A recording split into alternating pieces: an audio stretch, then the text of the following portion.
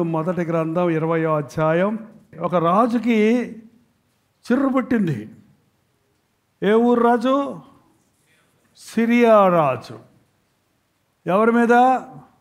ఇశ్రాయేలీయుల మీద. ఇశ్రాయేల్ రాజు. ఈ రాజు ఏం పెద్ద మంచోడేం కాదు. రాజుగారు బాగోపోయినా దేవుడు ఎప్పుడూ నమ్మకస్తుడే. మనకు జయాలు వస్తున్నంత మాత్రాన పాస్టర్ గారు చాలా గొప్పవాడను, మేము చాలా విశ్వాసులమను అనుకుంటే అది అజ్ఞానం అండి. దేవుడు వాడుకోవడానికి, దేవుని ప్రణాళికలు నడపడానికి దేవుడు కొంతమందిని చూసి చూడనట్టు ఊరుకుంటాడు. ఇదే మనం నేర్చుకోవాలనుకుంటున్నాను నేను కూడా. యుద్ధం అంటే రాజు వెళ్ళి చేయాలి కదా. ఈ రాజు పేరేంటో తెలుసా మీకు? అబ్బో ఎంత గొప్పోడు. చీటికి మాటికి ఏం ముడుచుకుంటాడు? మూతి ముడుచుకుంటాడు, తోక ముడుచుకుంటాడు. ఇక ఇశ్రాయేలు సంగతి ఎలా ఉంటుందో చూడండి. ఇశ్రాయేలుకి ఒక మూతి ముడుచుకునే రాజు, భార్య చెప్పినట్టునే రాజు. ఆ భార్య ఎవరమ్మా? యెజబెలు. అమ్మో, చాలా భయంకరమైన వ్యక్తి. ఆల్రెడీ రాజకుమార్తె అంట ఆమె. రాజకుమార్తె రాణి అయితే ఇక చూడండి, డబుల్ రాణి అన్నమాట ఆమె. రాజుగారి కూతురుగా ఎల్లబోసింది, ఇప్పుడు రాజుగారి భార్య ఎల్లబోస్తుంది. పెత్తనమంతా ఈమెది అయిపోయింది. పేరుకే ఆయన రాజు, కానీ దేవుడు తన ప్రజల విషయమే ఆలోచిస్తాడు. అక్కడ రాజు విషయమే ఆలోచిస్తలా. ఆ రాజు ఓడిపోయి ఉంటాడు వెళ్ళుంటే కనుక. ఆ రాజు యుద్ధం చేస్తే సిరియా రాజే బెటర్ అనిపిస్తుందేమో ఒకవేళ. కానీ దేవుడు తన ప్రజల విషయమే ఆలోచిస్తాడు. ఇవాళ దేవుడు తన నామమునందు విశ్వాసం ఉంచిన, తనను ఆశిస్తున్న, తనను వెతుకుతున్న, తన స్వరమును వినడానికి, దేవుని వాక్యం వినడానికి ఆరాటపడుతున్న వారిని చూశానండి. ఇంతమంది సేవకుల్ని వదిలేశాడు. సరే వాడుకుందాంలే, వాళ్ళు పర్ఫెక్ట్ అని కాదు. అక్కడ కక్ష చేతనో మిష చేతనో ఏదో విధంగా సువార్త ప్రకటించబడుతుంది అని సంతోషపడ్డాడు. చూసారా పౌలు? పోనీ ఎవడో ఒకడు ఎందుకో ఒకటి యేసు నామాన్ని ప్రకటిస్తున్నాడు అని దేవుడు ఊరుకుంటున్నాడు అన్నమాట. కానీ ఎప్పుడు దేవుడు తన ప్రజలను సాతాను చేతికి అప్పగించాడు, శత్రువు చేతికి అప్పగించాడు. వీడు భలే ప్లాన్లు వేసుకొని బెన్హదదు ఏంటండి ఇశ్రాయేలీయుల మీదకి వెళ్ళినప్పుడు కొంతమంది యవ్వనస్తుల్ని దేవుడు కోరుకున్నాడు. ఈ సిచ్యువేషన్లో చాలా ముఖ్యమైన ఒక వ్యక్తి ఉన్నాడు. అతని పేరు లేదు. ఎవరు? ప్రవక్త ఒకడు. 13వ వచనం. ప్రవక్త అయిన ఒకడు ఇశ్రాయేలు రాజైన అహాబునొద్దకు వచ్చి అతనితో, ఏమో మరి అది ఏలియావో. ఏలియా 19వ వచనంలో చాలా లోతుగా మారుమనిసి పొందాడు. ఏలియా క్యారెక్టర్ మారిపోయింది 19th చాప్టర్ తర్వాత. ఎందుకంటే 19వ అధ్యాయంలో నేను ఒక్కడనే వైరాగ్యం కలిగిన ఉండి దేవుని కోసం, నేనే నిజమైన ప్రవక్తని ఇశ్రాయేలీయులకి, నేను లేకపోతే గతే లేదనుకున్నాడు. నేను కనుక ఆకాశం నుంచి అగ్ని దింపాను అనుకున్నాడు. ఆ యెజబెలు మాటలకు బెదిరిపోయి చచ్చిపోదాం అనుకున్నాడు. దేవుడు బలపరిచి, నువ్వు అక్కడవే కదయ్యా, చాలామంది నాకు ఉన్నారు, నీకు ఈ పనులు ఉన్నాయి, నీకు చెప్పిన పని నువ్వు చేయమన్నాడు. కాబట్టి అక్కడ ఆయన పేరు రాసుకోకుండా రాశాడో లేక మరో ప్రవక్తను దేవుడు వాడుకున్నాడో మనకు తెలియదు. కానీ ఇక్కడ ఎవరిని దేవుడు వాడుకుంటున్నాడు అన్నది ముఖ్యం కాదు, ఎలా వాడుకుంటున్నాడు అన్నది ముఖ్యమండి. ఎవరి ద్వారా దేవుని వాక్యం ప్రకటించబడుతుంది అన్నది ముఖ్యం కాదు, ఆ వాక్యం ఎలా ప్రక్రియ చేస్తుంది అనేది చాలా ముఖ్యం. ఆ రోజు బాప్తిస్మిచ్చి యోహాను తను వాక్యం చెబుతుంటే మనుషులు, పరిచయులు, శాస్త్రులు గుంపులుగా సుంకరులు, పాపులు పరుగులెత్తుకుంటూ వచ్చేసారు ఆయన దగ్గరికి. నాకు బాప్తిస్మై ఏంటిది? తనలో ఏమి అట్రాక్షన్ లేదు, తోలు తట్టి కట్టుకున్నాడు. ఏంటండి అరణ్యంలో కేకలేస్తున్నాడు, స్టేజ్ లేదు, సౌండ్ లేదు, ఏమీ లేవు. ఆకర్షణ ఏంటి? ఆ పవర్ ఏంటి? ఆ ధైర్యం ఏంటి? ఆ అధికారంగా ప్రసంగిస్తున్నాడు ఏంటి? ఏంటయ్యా నువ్వెవరవయ్యా, నువ్వేనా ఏలియావి, నువ్వేనా మెస్సయ్యవి అంటే, కాదయ్యా నేను ఏలియాను కాదు, మెస్సయ్యను కాదు, నేను కేవలము ఒక శబ్దం ఇక్కడ ప్రారంభమైతే నా నోట్లో నుంచి వచ్చే శబ్దం మీ చెవులో ఏమైపోయింది, ఎండ్ అయిపోయింది, అది కనపడదు.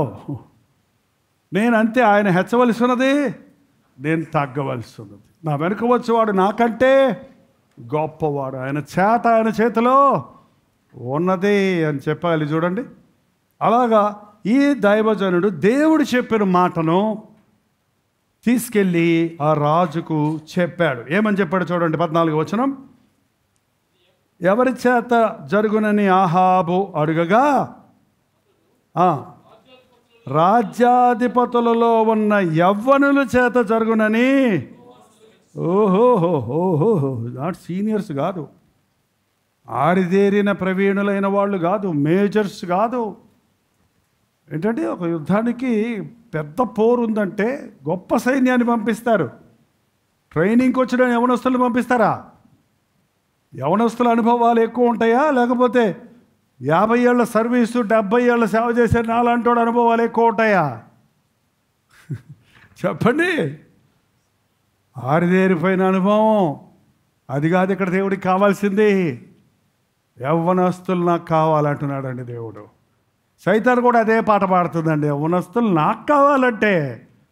అందుకే యవ్వనస్తుల్ని ఒక పక్క దేవుని ఆత్మ, ఒక పక్క దురాత్మ పట్టి ఏం చేస్తున్నాయి.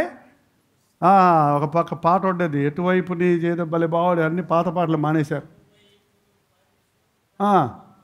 వచ్చే ఆదివారం పాడండి. ఇంకొక వైపు సాతాను పట్టుకొని పీకుతుంటాడు, ఇటు పోదామా అటు పోదామా. చాలామంది యవనస్తుల మధ్యలో పాపం తటపటాయిస్తూ అటు పోలేక ఇటు పోలేక టార్చర్ అయిపోతున్నారు. ఎవరు ఉన్నారు అంటే వాళ్ళు ఇక్కడ పూర్తిగా దేవునికి అప్పచెప్పుకోకుండా ఇంకా సగం సాతానికి సగం దేవునికి హృదయం ఇచ్చిన వ్యక్తులు ఉంటే దేవునికి సమర్పించుకోండి. మీ ద్వారా దేవుడు గొప్ప కార్యాలు చేయాలి, గొప్ప విజయాలు ఇవ్వాలని ఆశపడుతున్నాడు. ఏం పంపించాడో బెన్హదద్ తెలుసండి. ఏమని అడిగాడో తెలుసా? ఇశ్రాయేల్ రాజులు ఏం పంపించమని అడిగాడో తెలుసా? నీ వెండిని, నీ బంగారమును, నీ భార్యలను, నీ పిల్లల్ని నాకు అప్పగించు, లేకపోతే నీ మీద గొడవకు వస్తా. ఏంటండి, ఆహాబు పెద్దలకు వచ్చి చెప్పాడంటండి, అది కుదరదు అని చెబితే అప్పుడు కుదరదని కౌరంపించాడు. అంతే, ఎంత గొప్పవాడు మనుషుడు చూడండి ఆహాబు. నా భార్యలను అడుగుతావు, నా బిడ్డలను అడుగుతావు, నా బంగారం అడుగుతావా? నువ్వేంద్ర నా మీదకి వద్దానికి వచ్చేది, నేనే చూస్తాను నీ అంత అనాలి కదా. అదేం లేదు. ఇంకేదో అడిగాడు, రెండోసారి ఇంకేదో అడిగాడు, అది కూడా ఒప్పుకోలేదు. కాబట్టి ఇంకా యుద్ధానికి వచ్చేస్తాడంటే కరెక్ట్గా ఆ టైంలో ప్రవక్తను పంపించాడు దేవుడు. మన నిర్ణయాలు సరిగా లేకపోతే, మన నిర్ణయం ఏం చేయాలో తెలియని తటపటాయిస్తుంటే సాతాను మనల్ని దోచుకోవడానికి ప్రయత్నిస్తాడండి. ఎప్పుడు మనల్ని దోచుకోవడానికి వాడి ఆశ. నిన్ను దోచుకోలేకపోతే నీ భార్యని, నీ బిడ్డల్ని, నీ కుటుంబాన్ని, నీ ఆస్తిని. The cheapest thing the devil can దోచుకోవటం అంటే ఏంటంటే అది చేసేది cheapest thing is the money. డబ్బు చీప్ పోతే మళ్ళీ కొనుక్కోవచ్చు, తప్ప మళ్ళీ సంపాదించుకోవచ్చు. డబ్బు పోతే, కుటుంబం పోతే చాలా కష్టం, ఆరోగ్యం పోతే చాలా ఇబ్బంది, ఆత్మే పోయిందనుకో అయిపోయిందంటే మీరు జయిస్తారు. ఎవరి చేత అంటే యవ్వనస్తుల చేత ఇది జరుగునని యెహోవా సెలవిచ్చుచున్నాడు. నిజంగా అండి, ఈ పరిచర్యలో ఎంతవరకు గొప్ప విజయాలు మనం చూడగలిగామంటే, ఈరోజు కూడా ఈ సోషల్ మీడియా కానివ్వండి, ఒకప్పుడు ఉద్యోగ సభలు కానివ్వండి, ఈ పరిచర్య ఇంతగా అభివృద్ధి చెందటానికి కానివ్వండి, మూలమైన కారణం యవనస్తులే. కొందరు మీరు ఇప్పుడు వృద్ధులయ్యారు, నేను వృద్ధుడయ్యాను, నేను యవ్వన కాలంలో స్టార్ట్ చేసిందే. యవ్వనస్తుల ద్వారానే ఇంతమంది ఇన్ని భాషల్లో టీవీ ప్రోగ్రామ్స్ వెళ్తున్నాయి. అందరు ఎడిటర్స్కి ఆ ఫోన్ కాల్స్ ఎత్తే వాళ్ళకి, ఎడిటర్స్కి శాలరీలు ఇచ్చి మనం సేవ చేయాలంటే కుదరదు. వాలంటీర్స్గా వచ్చి చిన్న పాకెట్ మనీ తీసుకొని రాత్రింబగళ్ళు నాతో పాటు నిన్న మొన్నటి వరకు నేను కూడా ఎడిటింగ్ చేశాను. ఒక టీవీ ప్రోగ్రాం తయారు చేయడానికి ఒకప్పుడు ఒక వారం రోజులు వెళ్ళి ఆ చింతామణి స్టూడియోలో కూర్చొని తమిళ ఎడిటర్ పక్కన కూర్చొని తేజ టీవీలో ఒక్క ప్రోగ్రాం ఇవ్వడానికి వారమంతా చేసేవాడిని. ఇది కట్ చేయి, అడిగి తమిళ్, తెలుగు రాదు, మన తెలుగు ప్రోగ్రాం, ఇది కట్ చేయి, ఈ బ్యాక్గ్రౌండ్ మార్చు, ఇదెయ్యి అదెయ్యి, ఈ ఎఫెక్ట్స్ అది ఇది, గంటకు 200. ఆయన మధ్యలో ఆయన కూర్చుంటే బాబు టైం అయిపోతుంది చేయి త్వరగా, ఇంకా క్రియేటివ్ చేయాలంటే ఇంకా రెడ్డిగా అయిపోద్దని చెప్పి గందరగోళం అవుతుంటుంది. ఆడ పక్కన కూర్చొని మొత్తానికి నేను నేర్చేసుకున్న నా పిల్లలు నేర్చేసుకున్నారు. ఆ తర్వాత మన యవనస్తులు నేర్చుకున్నారు. ఇవాళ అదే విధంగా సాగుతుంది. ఉద్యోగ సభలంటే బలబలబలబలమంటే యవనస్తులు వచ్చి ఆ స్టేజీలు ఎక్కటం ఇప్పటం. ఎంతమంది కూలోళ్ళు కావాలి, ఎంతమంది ఈ మందిరం కట్టడానికి ఎంతమంది యవనస్తులు పనిచేశారు. ఇవాళ ఏంటండి యవనస్తులు ఎక్కడున్నారు? యవనస్తులారా ఎక్కడున్నారు? ఏంటి నేను పిచ్చోన్నా, ఒక్కడన్నా నేను ఉన్నాను అంటాడేమో చూడండి. యవనస్తులారా ఎక్కడున్నారో? పట్టున 10 మంది కూడా లేరండి, సరిగ్గా చేయి చూపించండి. మేలుకోండి, యవ్వనస్తుల చేత ఇది కుదురుతుంది. యుద్ధం, సాతానుతో యుద్ధం. ప్రతి మినిస్ట్రీ, నిజమైన మినిస్ట్రీ అనేది సాతానుతో పోరాటం అంటది.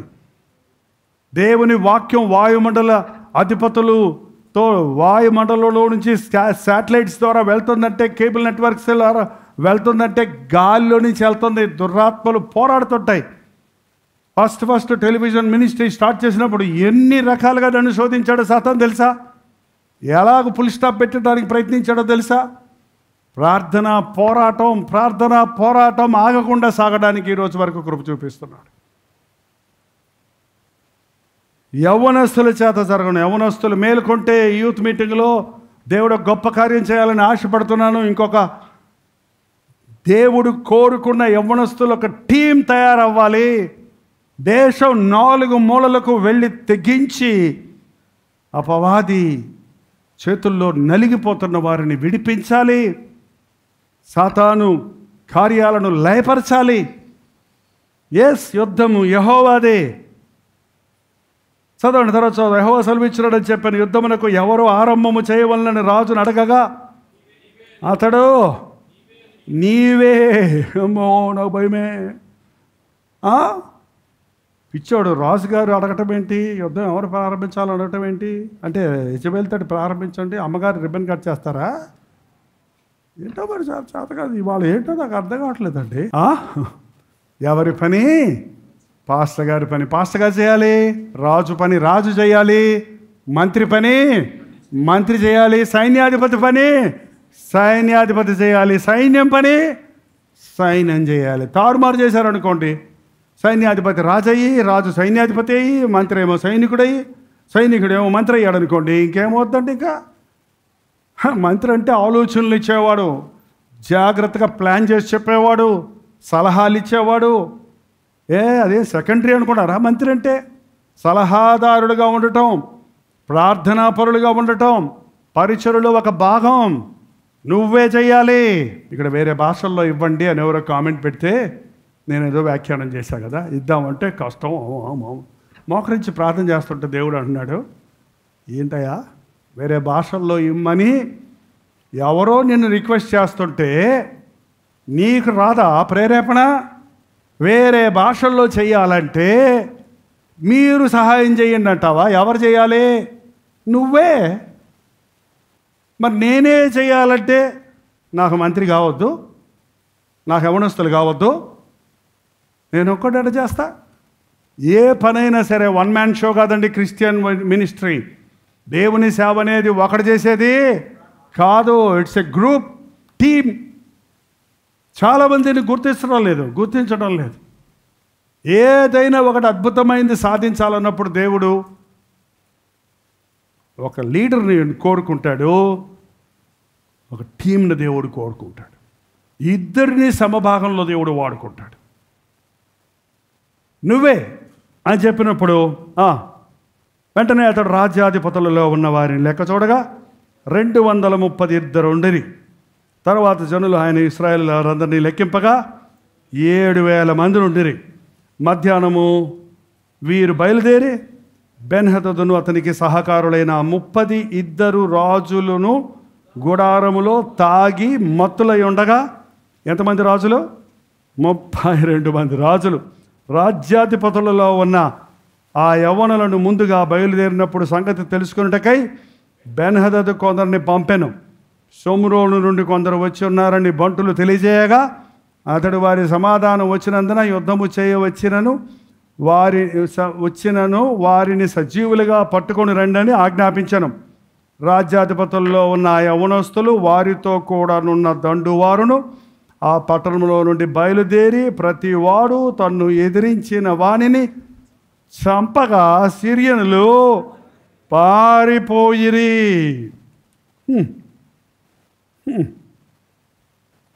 ఎగిరెగిరి పడ్డవాడు పారిపోయాడు.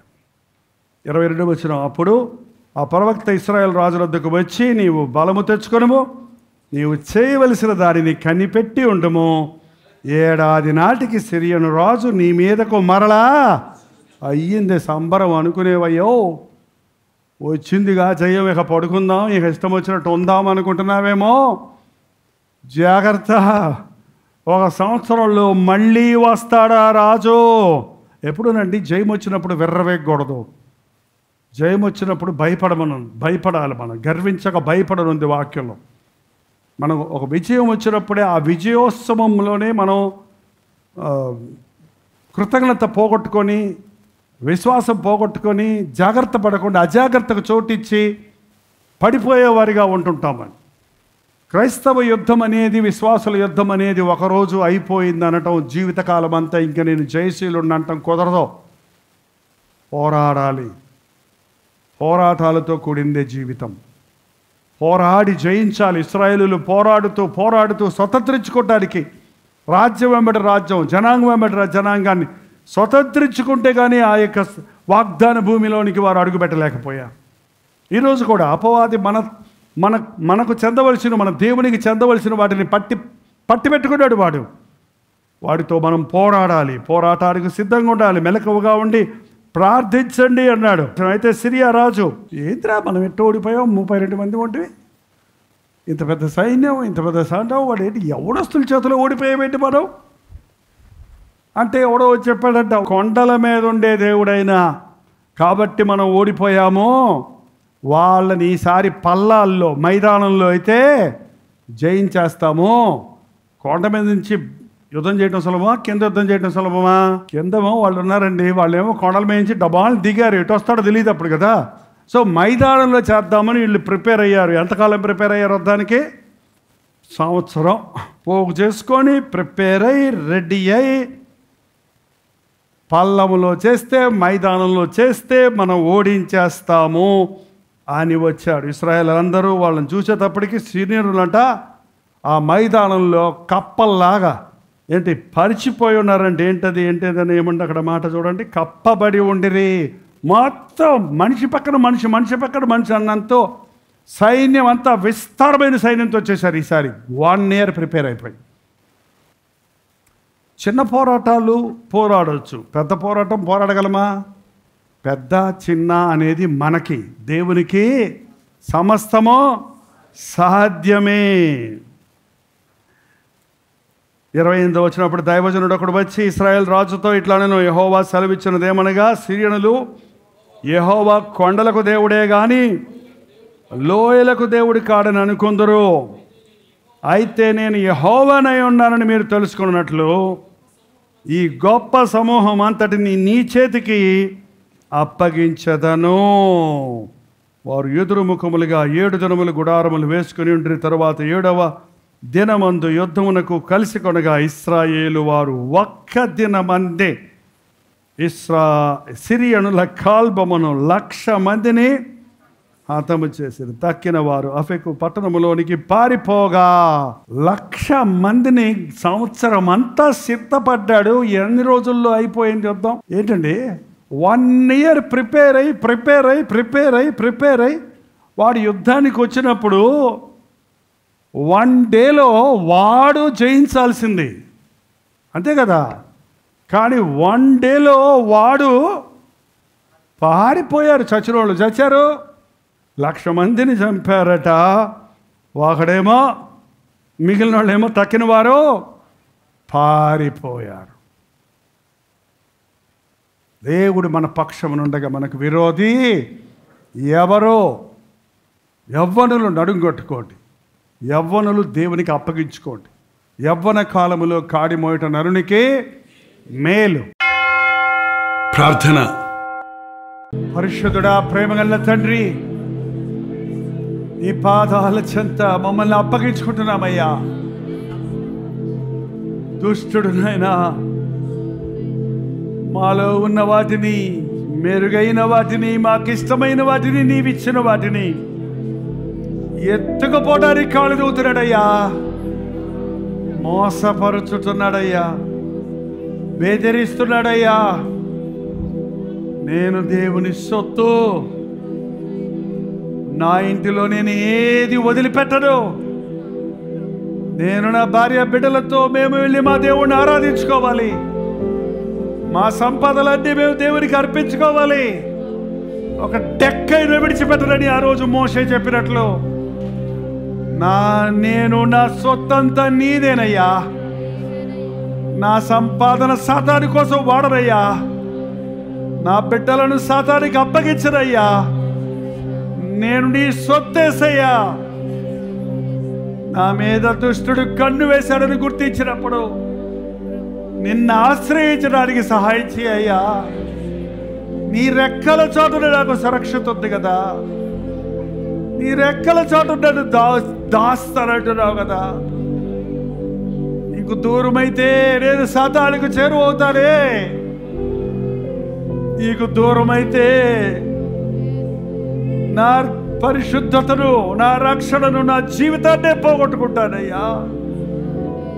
అయ్యా, నీ మాట వింటే నేను దీవించబడతానన్నది మరొకసారి గుర్తిస్తున్నానయ్యా. మనస్సాక్షి గద్దింపులకు వ్యతిరేకించక, దైవజనుల మాటలను ధిక్కరించక, దేవుని వాక్యాన్ని పెడచెవిని పెట్టక, నీవు చెప్పినట్టు చేసి జయాలు చూడటానికి మా బ్రతుకుల్లో సహాయం చేయ్యా.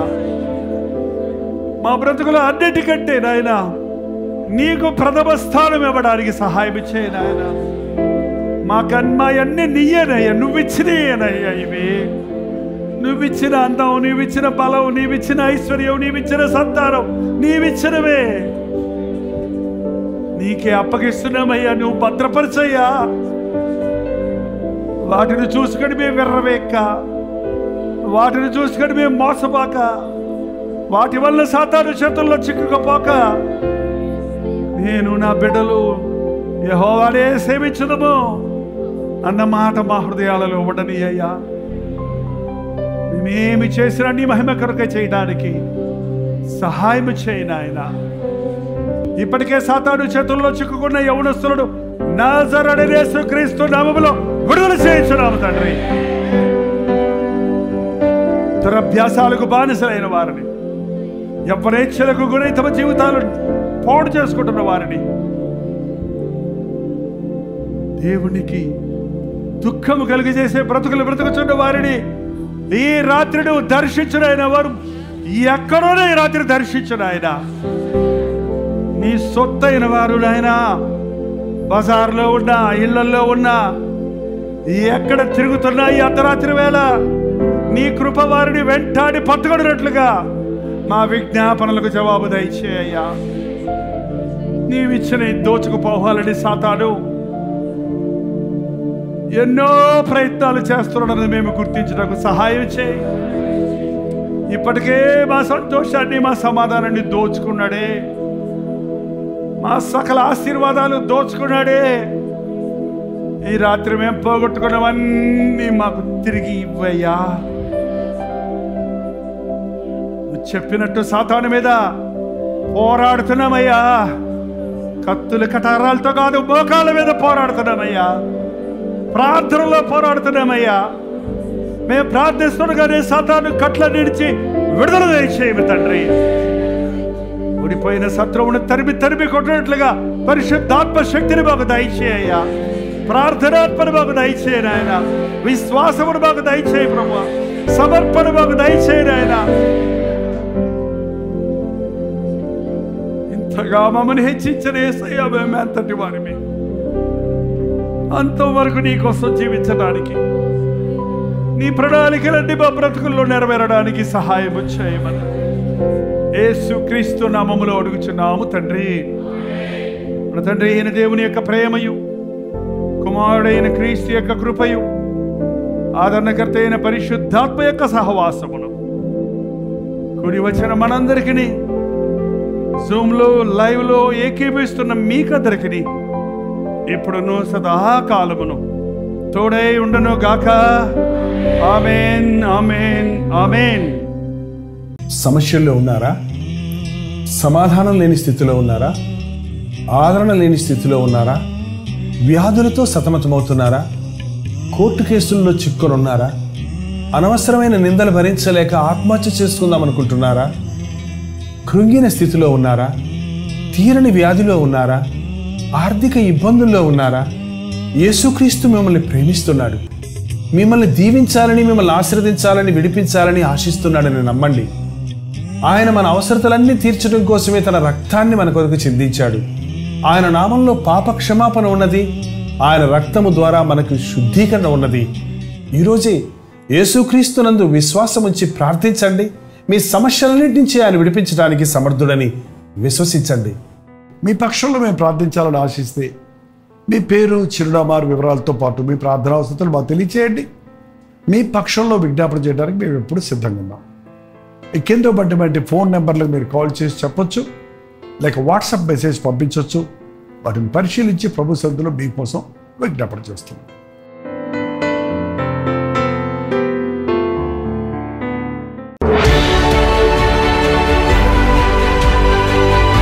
హల్లెలూయా. విజయవాడ పరిసర ప్రాంతాల్లో ఉన్న వారికి శుభవార్త. ప్రభుత్వమైతే కల్వరీ ఇవాంజలికల్ ఫెలోషిప్ యొక్క 42వ వార్షికోత్సవ కూడికలను ఈసారి విజయవాడలో బిషప్ అజరయ్య స్కూల్ కాంపౌండ్లో జనవరి 13, 14, 15 తారీఖుల్లో ఏర్పాటు చేస్తున్నాం. ప్రతిరోజు సాయంత్రం 6 గంటలకు జరిగే ఈ 3 రోజుల సభకు తప్పకుండా హాజరై దైవాశీర్వాదాలు పొందండి. ఇంకా ఈ విషయమై మీకు వివరాలు కావాలంటే ఈ కింద ఉన్నటువంటి ఫోన్ నెంబర్లకి మీరు వాట్సాప్ చేయండి, లేక కాల్ చేసి తెలుసుకోండి. తప్పకొస్తారు కదా. ముఖాముఖిగా మిమ్మల్ని చూడడానికి, వ్యక్తిగతంగా మీకోసం ప్రార్థించడానికి ఆశ కలుగున్నాను. రండి, ప్రభువును స్తుతిద్దాం, ఆయన నామాన్ని మహిమపరుద్దాం.